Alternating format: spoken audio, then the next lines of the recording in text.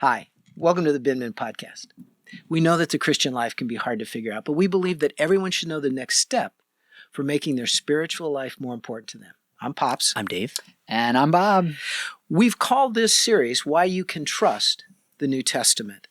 And today we're going to talk about the Bible is reliable. Specifically, the New Testament is reliable because witnesses saw it happen. Yeah, like that one time Bob says that he scored a penalty kick. Well, come on. It's kind of like a you had to be there to believe it type thing. I had to see it to believe it. Yeah. I'm not saying you're not fast, and I'm not saying you're great at defense. Thank you. Thank you. So, Bob, the New Testament being historically reliable, why is that even important? Yeah, well, we've mentioned this the last couple episodes, but Christianity depends entirely on the historical person of Jesus. And the New Testament is our primary place that we find out information about Jesus.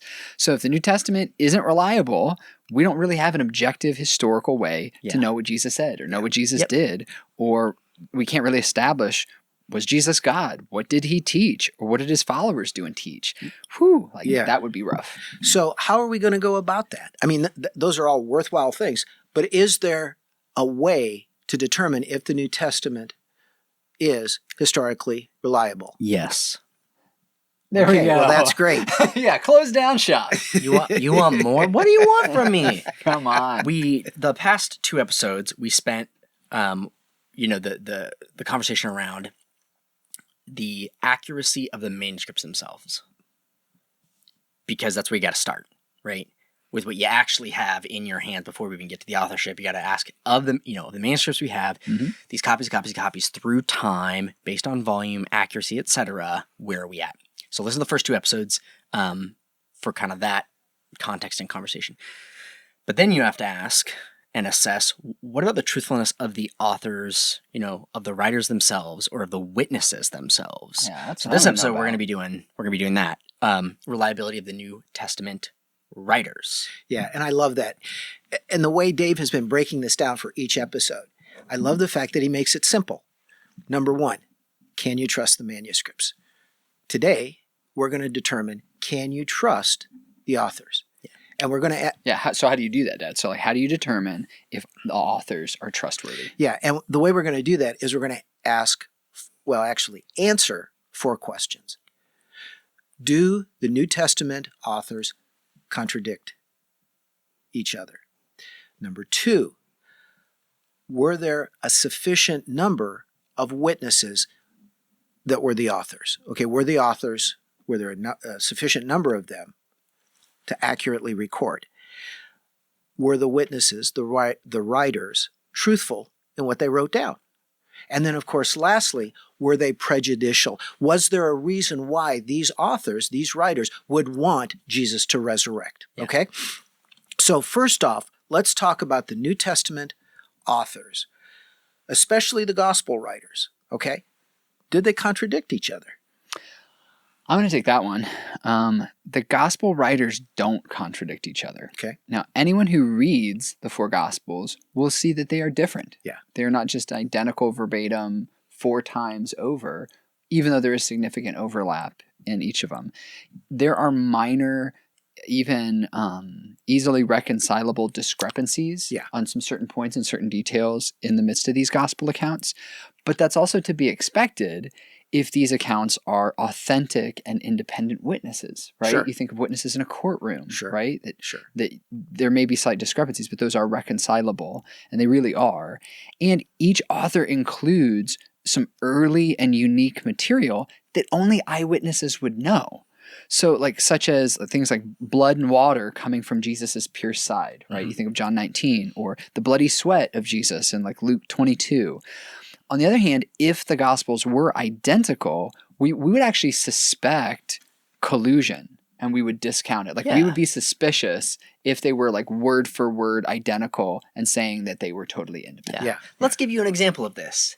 We may be family, but if we experience something like we go to the same concert, we go to the same holiday, and then somebody asks us how it was, if we were to word for word, like we're reading the same, Wikipedia page, say, and then this happened, and then 902 we da-da-da, you'd be like, what is going on? We're going to have different experiences of the thing. And I think the overlapping aspect of the coexistent narratives and the way they harmonize together is what actually lends to further credibility. But just look at the facts. Look at the crucial facts, those that are validated by each of the authors. Jesus claimed to be the Son of God, and he offered miracles in support of that claim. That is present in all Gospels and the New Testament writers. Number 2, Christ was crucified sometime around 30 AD under Pontius Pilate in Jerusalem. Fact. Number 3, he rose from the dead on the 3rd day after his crucifixion. Fact. 4th, his disciples were so convinced of his resurrection. Again, see episode 1, we talked about the 500 eyewitnesses. That those disciples boldly preached in Jerusalem, and after that, thousands of Jews were converted to Christianity. That's great. Like, if nothing else, just be critical and look at the vital facts present in all of them. There's nothing there that's contradictive between the Gospels to those 4 facts. Yeah, That's great. all the books in the New Testament say We all get at of least those that things that from you that. just said. Yeah. Right? Yep. Yeah. It's May pretty not have clear. the exact same number of verses and the exact same style, but you wouldn't expect that. Anyway. Well, if we're going to talk about the authors, are there a sufficient number of witnesses? Yeah, so let's talk about the authors, even just the number right now. 9 different persons who wrote the 27 books in the New Testament.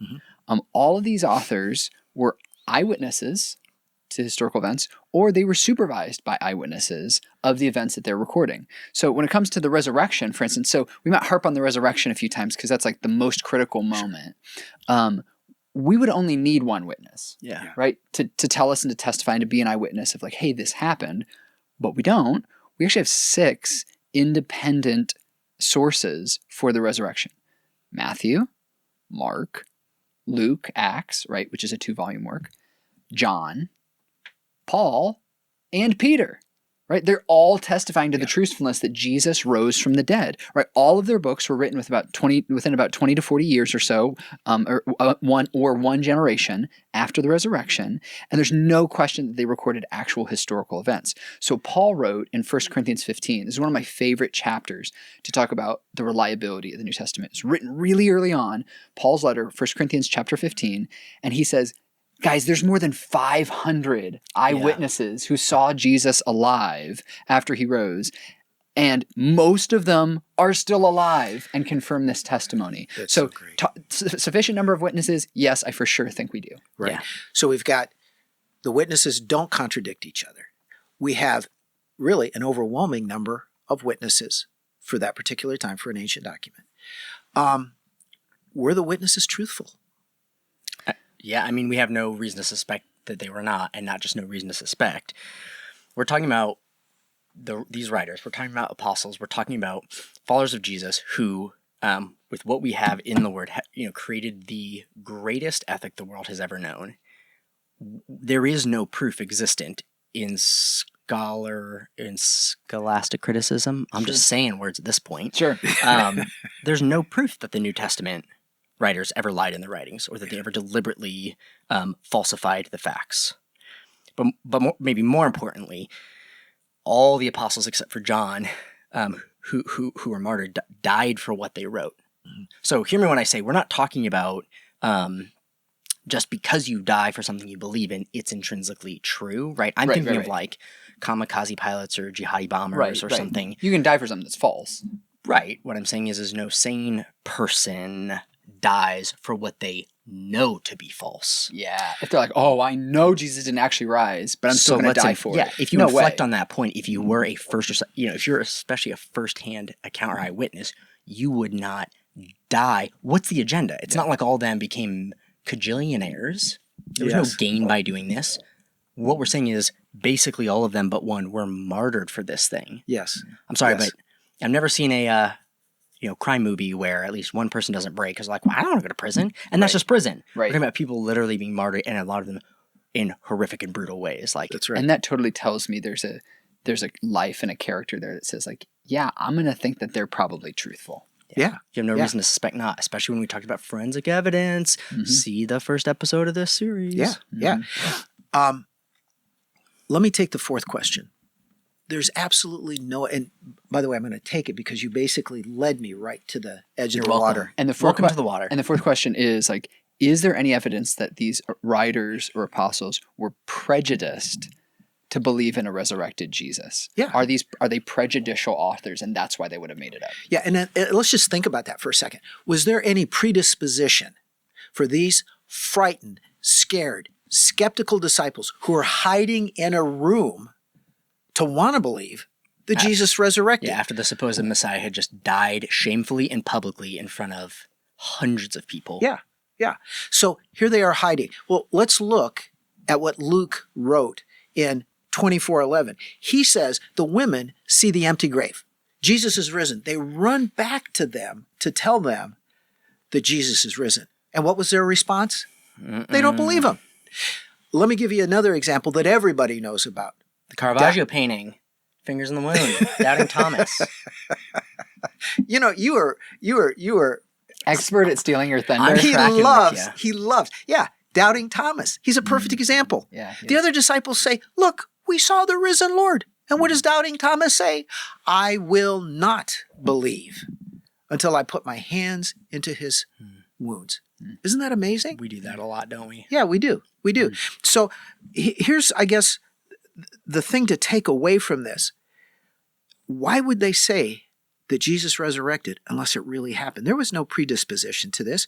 What happened to them Well, the minute they would have gotten rich and famous, though, right? Yeah, that's the point. The fastest camel in the land. By recognizing, by telling others about the risen Jesus, what happened to them. Dave already said it. Every single one of them suffered. 11 out of 12 were martyred. And Dave said it well. Sometimes horrifically martyred. Yeah, why are we so quick to forget the historical context of what the government was like at that point? Yeah. That led to Jesus being publicly crucified and physically destroyed. Yeah. It was not like they come out and say, oh, but he's resurrected. That's not going to end well for them. That's They exactly actually right. would have been way better off if they would have denied the resurrection. 100%. Agreed. Yeah. 100%. Well, we come to that point in the podcast. I need to ask, so what? What have we learned about the authors of the New Testament? Dave, you want to take it? The integrity of the writers of the New Testament is beyond reproach. They don't contradict each other. There were enough witnesses to comprehensively explain what happened in their writings. These writers we find to have been honest, and we see a huge evidence of that because they were willing to die for what they wrote. They were willing to die for what they believed. And it's not like this, they came along 200 years after. No, many of them were, firsthand eyewitnesses. So, none of them show any prejudice to believe that Jesus would resurrect. They don't gain anything from that being their, de facto conclusion. That fact of his resurrection flies in the face of what they should have what they would have hoped for or expected from someone being publicly crucified. So when you consider the honesty of the writers and the accuracy of the manuscripts, the fair critical conclusion is that the New Testament documents are historically reliable. Nice way to put a bow on that. Bob, give us a call to action. Yeah. What's your next step? Pray for boldness. So it's undeniable as you look at the first followers of Jesus that they were so transformed and so affected by Jesus's love for them, by the authority and power of his teaching, by the forgiveness of their sins, by the power of entering into his kingdom, by the Spirit coming in them, that they were bold in sharing and proclaiming who Jesus is and what he did, and that he's risen from the dead. So that good news of Jesus, we as Christians still share today, and we're called to do it. So this week, let's just follow the example of the folks that we've been talking about that originally witnessed to Jesus' life. That's what these documents were. They were writing down their witness to, hey, believe in him. Like John says, I've written these things that you may believe. So let's proclaim too. And as we do that, ask God to make us bold so that we can share to the world around us how much he deeply loves us. As you do that, tell us how that was helpful for you, right? How were you taking a step of boldness in your own life and the people in your sphere? We love to hear from you, whether it's in the comments here or whether it's on our socials. Yeah, thank you guys. And thank you for joining us for this episode of the Bin Min Podcast. We know that the spiritual life can be hard to figure out, but we believe everyone should know the next step in their Christian life. Bin Min exists as a resource ministry to help you discover that next step. Yeah, absolutely. So if you do have questions about that next step, or you're wanting to check out more of the content that's coming out through this ministry, obviously the podcast, wherever you get your podcast, great. YouTube, please subscribe, hit the bell icon to be notified when new content comes out. But also our socials, especially our TikTok and Instagram, you're going to get snippets, insights, different content entirely. But if you go to bidman.org, you're going to be able to sign up for the newsletter, which would be the best way to stay up to date with what we're doing, new facets of the ministry, how we're growing, what's next, as well as on the website. There's just a lot of other things that we do. The podcast isn't the only aspect of Bidman's ministry. There's blogs and show notes and other great things going on as well. So, we're thankful for you spending the time today. Looking forward to the next one. God bless.